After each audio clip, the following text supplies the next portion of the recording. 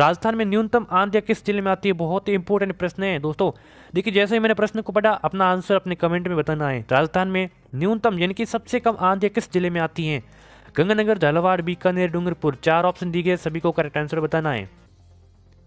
तो option number यहाँ पे बी करेक्ट आंसर हो जाएगा। जो सबसे कम आंधियां हैं ये झालावाड़ जिले में आती है। अगर इसकी अपोजिट बात की जाए कि सबसे अधिक आंधियां किस जिले में आती हैं, तो ये आती है गंगानगर जिले में। ठीक है, तो चलिए आगे बढ़ते हैं। अगला सवाल है कि राजस्थान राज्य की मूल शैली किसे माना जाता है? मेवाड़ शैली को, मारवाड़ शैली को, गंधार शैली को या फिर हाड़ौती शैली को? राजस्थान राज्य की मूल शैली किसे माना जाता है?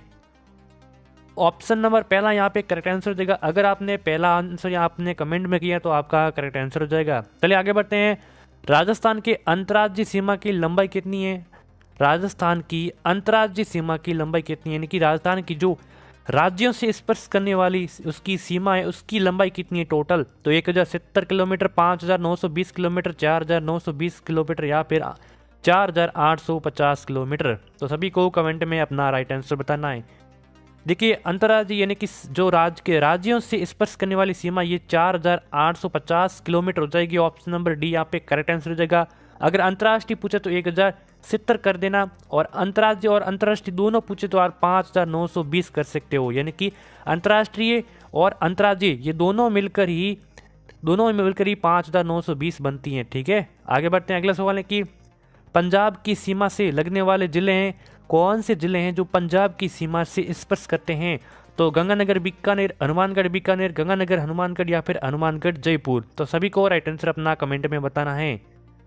तो पंजाब की सीमा से लगने वाले राजस्थान के जिले हैं वो है गंगानगर और हनुमानगढ़। ठीक है, याद रख लेना गंगानगर और हनुमानगढ़।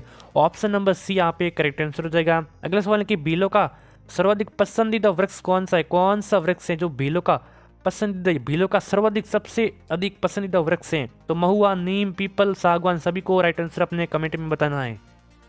सभी क्वेश्चन एग्जाम की दृष्टि से बहुत ही इंपॉर्टेंट है, इसलिए इस वीडियो को एंड तक जरूर वॉच करना है। बिल्कुल भी स्किप मत करना और छोड़कर तो बिल्कुल भी मत जाना, क्योंकि आधा अधूरा ज्ञान बहुत भयानक होता है। तो ऑप्शन नंबर यहाँ पे ए बिल्कुल करेक्ट आंसर हो जाएगा। भीलों का सर्वाधिक पसंदीदा वृक्ष होता है महुआ। ठीक है, चलिए आगे बढ़ते हैं। अगला सवाल है कि अगले सवाल से पहले कुछ इंपॉर्टेंट ये है कि अगर आपको सीट एग्जाम के लिए, चाहे वो ग्रेजुएशन लेवल हो या फिर 12th लेवल हो, इसकी अगर आपको राजस्थान जीके की पूरी संपूर्ण पीडीएफ चाहिए तो इस व्हाट्सएप पे आप कांटेक्ट कर सकते हो, जिसका चार्ज लगने वाला 50 रुपीज़, और उसके साथ साइंस की महा पीडीएफ आपको इसमें फ्री दी जाती हैं। ठीक है, तो चलिए राजस्थान जी की संपूर्ण पीडीएफ है, एक भी क्वेश्चन बाहर नहीं रहने वाला। ठीक है, इस पर कॉन्टेक्ट कर देना। अगला सवाल है कि मीणा का शाब्दिक अर्थ क्या है? मछली, मूंगफली, बिल्ली, मटर।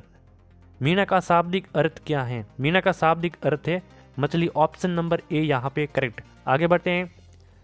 जनसंख्या में राजस्थान का तीसरा सबसे बड़ा शहर कौन सा है? जनसंख्या की दृष्टि से राजस्थान का तीसरा सबसे बड़ा शहर कौन सा है? तो पहला कौन सा हो जाएगा?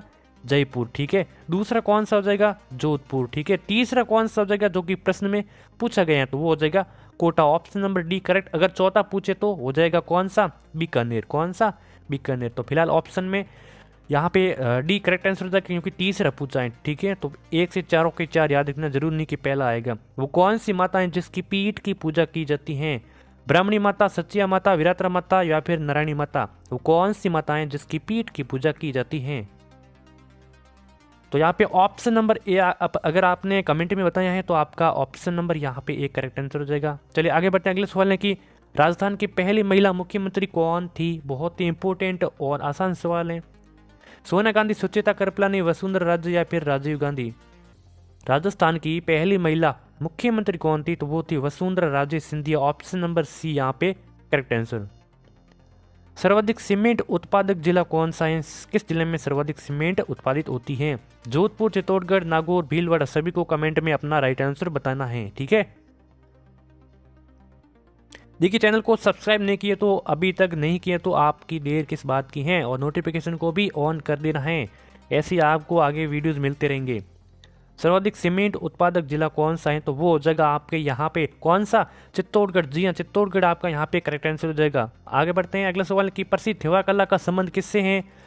बाड़मेर से, जयपुर से, सांगानेर से या फिर प्रतापगढ़ से। प्रसिद्ध थेवा कला का संबंध किससे है? तो प्रसिद्ध सेवा कला का संबंध है प्रतापगढ़ से, ऑप्शन नंबर यहाँ पे डी हो जाएगा करेक्ट आंसर। चलिए आगे बढ़ते हैं। कितने जिले अंतर्राज्यीय व अंतर्राष्ट्रीय सीमा को स्पष्ट नहीं करते हैं, यानी कि कितने जिले ऐसे हैं जिसकी सीमा न तो किसी राज्य से स्पर्श करती है और न ही किसी देश से स्पर्श करती है। तो ऐसे कितने जिले हैं जिसकी सीमा अंतर्राज्यीय और अंतर्राष्ट्रीय सीमा स्पर्श नहीं करती है? तो 6, 7, 8 या फिर 9 जिले। तो ये हो जाएगा कितने, 8 जिले ऐसे हैं जिसकी सीमा न तो किसी राज्य और न किसी देश से स्पर्श करती है। ऑप्शन नंबर सी यहाँ पे आपका करेक्ट आंसर हो जाएगा। आगे बढ़ते हैं। भारतीय संविधान की आत्मा किसे कहा जाता है? दोस्तों अगर आपको प्रश्न अच्छे लग रहे हैं तो इस वीडियो को लाइक जरूर कर देना है, ठीक है। लाइक जरूर करना, हमको इससे बहुत अच्छा मोटिवेशन मिलता है। भारतीय संविधान की आत्मा, तो ये कहा जाता है प्रस्तावना को। ऑप्शन नंबर डी अगर आपने कमेंट में बताया तो बहुत अच्छी बात है। चलिए आगे बढ़ते हैं। पंचायती राज व्यवस्था कब लागू की गई है? 1959, 1960, 1949 या फिर 1969? पंचायती राज व्यवस्था कब लागू की गई थी? तो ये की गई थी 2 अक्टूबर। कब? 2 अक्टूबर 1959 को लागू की गई थी। ये राजस्थान के कौन से? नागौर जिले से, ठीक है, नागौर जिले से। ऑप्शन नंबर यहाँ पे पहला करेक्ट आंसर हो जाएगा। आगे बढ़ते हैं। विजय सिंह पति को किस जेल में भेजा गया था? विजय सिंह पति को किस जेल में भेजा गया था? वेलूर जेल में, हजारीबाग जेल में, टोडगढ़ जेल में, बरेली जेल में? सभी को अपना करेक्ट आंसर कमेंट में बताना है। ऑप्शन नंबर सी यहाँ पे करेक्ट आंसर हो जाएगा। विजय सिंह पति को टोडगढ़ जेल में भेजा गया था। चलिए आगे बढ़ते हैं। अगले सवाल है कि नमदेव व दरिया कहाँ के प्रसिद्ध हैं? नमदेव व दरिया कहाँ के प्रसिद्ध हैं? टोंक के, जयपुर के, उदयपुर में, नागौर के? ऑप्शन नंबर सी को अपना राइट आंसर बताना है। ऑप्शन क्या आएगा? तो इसका राइट आंसर हो जाएगा टोंक। अगर आपने टोंक आंसर दिया है कमेंट में तो आपका बहुत अच्छी बात है, आपका करेक्ट आंसर हो जाएगा। चलिए आगे बढ़ते अगले सवाल है कि 1857 की क्रांति के समय जोधपुर का पॉलिटिकल एजेंट कौन था? 1857 की क्रांति के समय कहाँ का जोधपुर का पॉलिटिकल एजेंट कौन था? Patrick Lawrence, James Tod, mock motion या फिर क्रिक? ऑप्शन नंबर यहाँ पे सी हो जाएगा करेक्ट आंसर, मॉक मोशन था, ठीक है। Option number C correct. आगे बढ़ते हैं। अगले सवाल है कि कोटिया अंबा का मेला किस जिले में आयोजित होता है? कोटिया अंबा का मेला किस जिले में आयोजित होता है? चित्तौड़गढ़, प्रतापगढ़, डूंगरपुर, बांसवाड़ा? सभी को अपना करेक्ट आंसर कमेंट में बताना है। चलिए कोटिया अंबा का मेला आयोजित होता है बांसवाड़ा जिले में। ऑप्शन नंबर डी यहाँ पे आपका हो जाएगा करेक्ट आंसर। चलिए आगे बढ़ते हैं। अनारकली की बाहोड़ी किस जिले में है? बहुत ही अच्छा प्रश्न है। जी हाँ, अनारकली की बाहोड़ी किस जिले में है? डूंगरपुर, बूंदी, जोधपुर, उदयपुर? तो आप सभी को जानते हैं कि किसको, बूंदी को बावड़ियों का शहर कहा जाता है, तो इसीलिए अनारकली की बावड़ी कहाँ पर है? ये बूंदी जिले में। ऑप्शन नंबर बी यहाँ पे आपका भी करेक्ट आंसर हो जाएगा। चलिए आगे बढ़ते हैं। दूध बावड़ी किस जिले में है? दूध बावड़ी सिरोही में, जालौर में, पाली में या फिर टोंक में? सभी को अपना करेक्ट आंसर बताना है। दूध बावड़ी किस जिले में है? तो ये माउंट आबू में है। ऑप्शन नंबर ए यानी कि सिरोही जिले में है। ऑप्शन नंबर ए यहाँ पे करेक्ट आंसर हो जाएगा। तो चलिए ये महत्वपूर्ण 20 प्रश्नों की टेस्ट सीरीज यहाँ पे संपन्न हो चुकी है। आशाएं आप सभी को बहुत अच्छी लगी है। तो आप बताना है कि आपके कितने प्रश्न राइट हुए। और वीडियो अच्छा लगे तो इनको लाइक कर देना, चैनल को सब्सक्राइब कर देना, नोटिफिकेशन को भी ऑन कर देना।